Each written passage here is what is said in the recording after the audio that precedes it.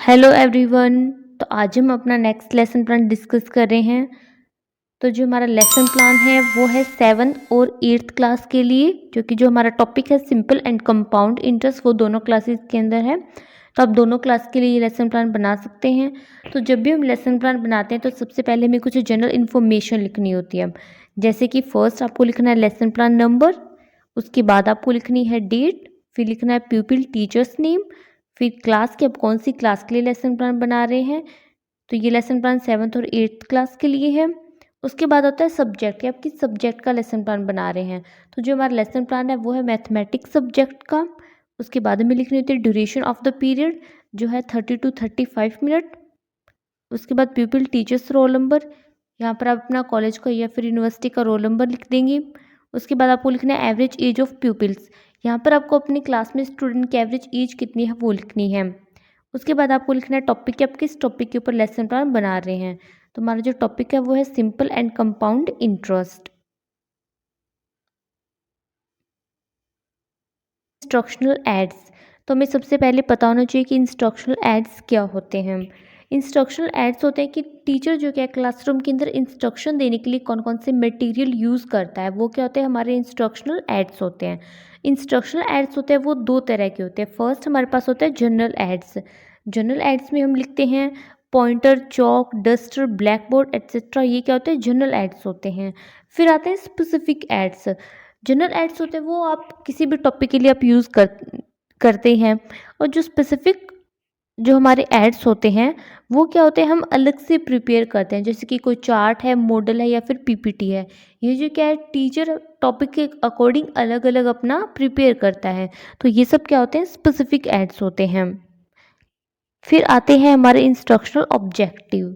Instructional objective का क्या meaning होता है कि एक टीचर स्टूडेंट को क्या चीज़ सिखाना चाह रहा है, ये क्या होगा, एक टीचर का ऑब्जेक्टिव होगा। आप जो भी सब्जेक्ट स्टूडेंट को पढ़ा रहे हैं या फिर आप जो भी टॉपिक स्टूडेंट को करवा रहे हैं, उससे आप स्टूडेंट को क्या चीज़ सिखाना चाह रहे हैं, ये क्या होंगे, आपके ऑब्जेक्टिव होंगे।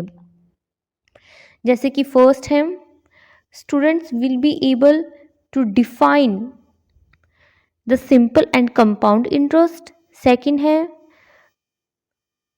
students will be able to understand the difference between simple and compound interest. Third है pupil will be able to analyze simple and compound interest. And fourth है students will be able to apply formula of simple and compound interest in their day to day life. तो ये सब क्या होंगे, हमारे general objectives होंगे। उसके बाद आती है प्रीवियस नॉलेज अज्यूम्ड। तो यहाँ पर जो कि टीचर को ये पता भी होना चाहिए कि स्टूडेंट को पहले से उस टॉपिक के बारे में कितना पता है। तो आप जैसे कि 7th और 8th क्लास के लिए लेसन प्लान बना रहे हैं, तो यहाँ पे जो कि टीचर को पता होता है कि स्टूडेंट को जैसे कि मल्टीप्लाई कैसे करना है, इन सब के बारे में पता है, डिवीज़न कैसे करना है। तो इतना एक टीचर एज्यूम करता है कि स्टूडेंट को इतनी नॉलेज तो है। अब आते हैं प्रीवियस नॉलेज टेस्टिंग के लिए। अब आपने जो अज्यूम किया है उसके लिए आप उनकी नॉलेज टेस्ट भी करेंगी। तो आप नॉलेज कैसे टेस्ट करेंगे, आप स्टूडेंट से क्वेश्चंस पूछेंगे। तो इसके लिए आपको टेबल बना लेनी है। यहाँ पर आप दो कॉलम्स बनाएंगे, फर्स्ट में क्वेश्चंस लिखेंगे और सेकंड कॉलम में आप लिखेंगे एक्सपेक्टेड आंसर। क्वेश्चंस के अंदर आप जो भी स्टूडेंट से क्वेश्चन पूछ रहे हैं वो लिख देंगे, और एक्सपेक्टेड आंसर के अंदर स्टूडेंट उनका क्या रिप्लाई दे रहे हैं वो लिख देंगे। जैसे कि यहाँ पर टीचर फर्स्ट क्वेश्चन पूछता है व्हाट इज प्रिंसिपल, ठीक है। तो यहाँ पर स्टूडेंट के आंसर कहते हैं the amount of money borrowed from और डिपॉजिटेड इन बैंक्स। फिर सेकंड टीचर क्वेश्चन पूछता है व्हाट इज इंटरेस्ट, तो यहाँ पर स्टूडेंट क्या आंसर करते हैं the extra money paid by banks और post office on deposited money, वो क्या होते हैं, हमारी इंटरेस्ट होती है। थर्ड टीचर यहाँ पे क्वेश्चन पूछता है what is simple and compound interest, तो यहाँ पर स्टूडेंट का कोई रिस्पॉन्स नहीं आता है, मतलब स्टूडेंट को सिंपल और कंपाउंड इंटरेस्ट के बारे में नहीं पता है। अब नेक्स्ट आती है कंक्लूडिंग स्टेटमेंट। तो यहाँ पर टीचर कंक्लूड करता है कि स्टूडेंट को क्या चीज़ पता है और क्या चीज़ उन्हें नहीं पता है। तो यहाँ पर टीचर क्या कंक्लूड करेगा, it can be concluded that students have some knowledge related to the topic, कि उन्हें प्रिंसिपल के बारे में और इंटरेस्ट के बारे में तो उन्हें इतना पता है। तो इससे टीचर को पता चल गया। तो अब टीचर करेगा अनाउंसमेंट ऑफ द टॉपिक, यहाँ पर आपको एक बात ध्यान देनी है कि आपको क्लास में जाते ही टॉपिक की अनाउंसमेंट नहीं कर देनी है। आपको पहले स्टूडेंट की प्रीवियस नॉलेज टेस्ट करनी है, उसके बाद आपको टॉपिक की अनाउंसमेंट करनी है। तो वीडियो में अब आगे बढ़ने से पहले अगर आपने अब तक वीडियो को लाइक नहीं किया तो वीडियो को लाइक कर दें, और अगर आप चैनल के ऊपर न्यू है तो चैनल को सब्सक्राइब भी कर दें, जिससे जो कि आपको आने वाली वीडियोज़ का नोटिफिकेशन भी मिल जाए। फिर आती है हमारी प्रेजेंटेशन। अब जो हमारा टॉपिक है उसको हम डिटेल के अंदर एक्सप्लेन करना स्टार्ट करेंगे। तो इसके लिए आपको 4 कॉलम्स बनाने हैं। तो फर्स्ट कॉलम में आप लिखेंगे हेडिंग टीचिंग पॉइंट्स, सेकंड में प्यूपिल टीचर एक्टिविटी, थर्ड में प्यूपिल एक्टिविटी और फोर्थ में आप लिख देंगे ब्लैक बोर्ड वर्क। अब टीचिंग पॉइंट्स के अंदर हमें क्या लिखना होता है, इसके अंदर हमारे टॉपिक से रिलेटेड जो भी मेन पॉइंट्स होंगे वो हम लिख देंगे। उसके बाद आते हैं प्यूपिल टीचर एक्टिविटी। ये क्या होती है, ये होती है कि क्लासरूम के अंदर एक टीचर की क्या एक्टिविटी है। टीचर एक लेक्चर मेथड का यूज़ कर रहा है, या फिर टीचर एक पीपीटी दिखा रहा है, एक मॉडल दिखा रहा है, एक चार्ट दिखा रहा है। तो ये सब क्या होंगी, प्यूपिल टीचर की एक्टिविटी होंगी। उसके बाद में लिखनी होती है प्यूपिल्स एक्टिविटी। ये क्या होती है, क्लासरूम के अंदर स्टूडेंट की एक्टिविटी होती है कि स्टूडेंट क्या कर रहे हैं, स्टूडेंट टीचर के किसी क्वेश्चन का आंसर दे रहे हैं, या फिर स्टूडेंट्स टीचर से कोई क्वेश्चन पूछ रहे हैं। ये सब क्या होगी, हमारी स्टूडेंट एक्टिविटी होगी। फिर लास्ट में आता है ब्लैक बोर्ड राइटिंग। यहाँ पर जो क्या आप ब्लैक बोर्ड के ऊपर जो भी मेन पॉइंट्स लिख रहे हैं वो आपको यहाँ पर लिखने हैं।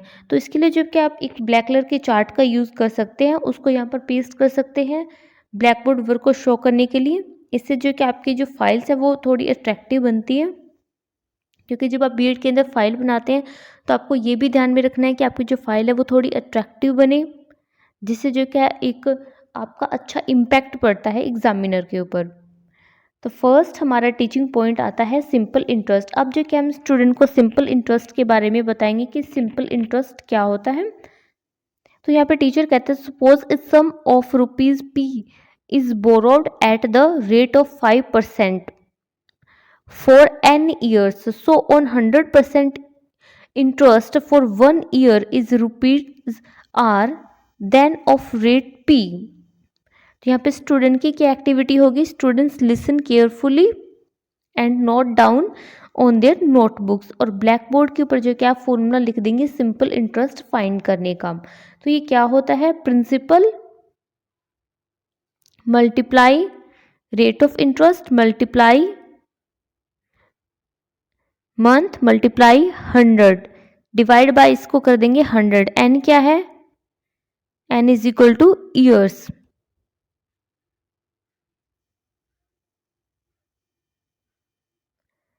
तो फर्स्ट यहाँ पे टीचर बताता है interest for 1 year will be R divide by 100 multiply P, and interest for n years is equal to R divide by 100 multiply P into N.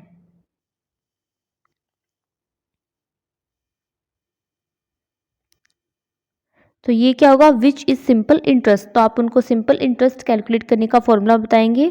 ठीक है, formula of simple interest, student की क्या activity होगी, student listen carefully, और black board के ऊपर भी आप ये फॉर्मूला लिख देंगे।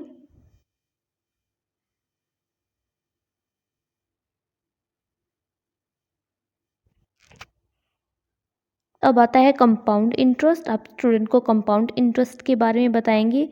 In this case the interest is calculated on the amount of the previous year, और ब्लैक बोर्ड के ऊपर आप लिख देंगे कि कंपाउंड इंटरेस्ट क्या होता है, उसकी डेफिनेशन आपको ब्लैक बोर्ड के ऊपर भी लिखनी है।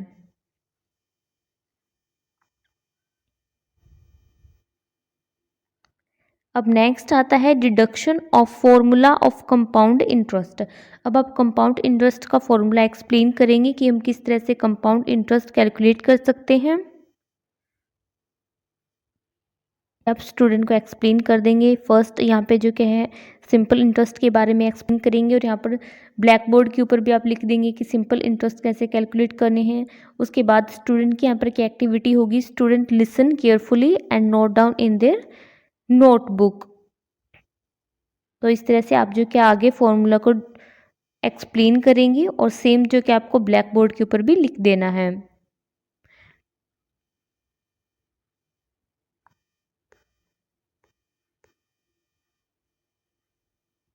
फिर आता है डिडक्शन। अब आप स्टूडेंट को डिडक्शन बताएंगे।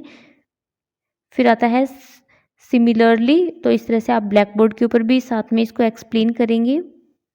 आपको जो कि एक एक पॉइंट ब्लैक बोर्ड के ऊपर अच्छे से एक्सप्लेन करना है स्टूडेंट को। और जब भी आप लेसन प्लान बनाएं तो आपको कोशिश करना है कि जो आपकी जो फाइल है वो काफ़ी अट्रैक्टिव हो, और जो लेसन प्लान आप बना रहे हैं वो बिल्कुल आप सही बनाएं, उसमें कोई मिस्टेक नहीं होनी चाहिए। इसके लिए जो कि आप वीडियो को पूरा एंड तक देखें और एक एक पॉइंट को अच्छे से समझें। तो इस तरह से आप अपना फॉर्मूला जो कि वो एक्सप्लेन करते जाएंगे। फिर आता है next, formula for compound interest. अब आप कंपाउंड इंटरेस्ट का फॉर्मूला जो डिडक्ट किया है हमने वो एक्सप्लेन कर देंगे। यहाँ पर स्टूडेंट की क्या एक्टिविटी होगी, students note down in their notebooks. और ब्लैक बोर्ड के ऊपर भी जो क्या आप ये फॉर्मूला लिख देंगे कंपाउंड इंटरेस्ट फाइंड करने का। फिर नेक्स्ट आता है कंक्लूजन। कंक्लूजन में यहाँ पे टीचर कहता है, students today we have learned about topic simple and compound interest. तो यहाँ पर जो कि एक बार आप फिर से स्टूडेंट को बताएंगे कि आज हमने कौन सा टॉपिक पढ़ा है, और आप टॉपिक के जो मेन पॉइंट्स हैं वो भी फिर से एक्सप्लेन कर सकते हैं। फिर आती है रिकैप्चुलेशन। अब जो कि आप स्टूडेंट से क्वेश्चंस पूछेंगे जिससे एक टीचर को पता चलता है कि स्टूडेंट को वो टॉपिक समझ में आया या फिर नहीं आया है।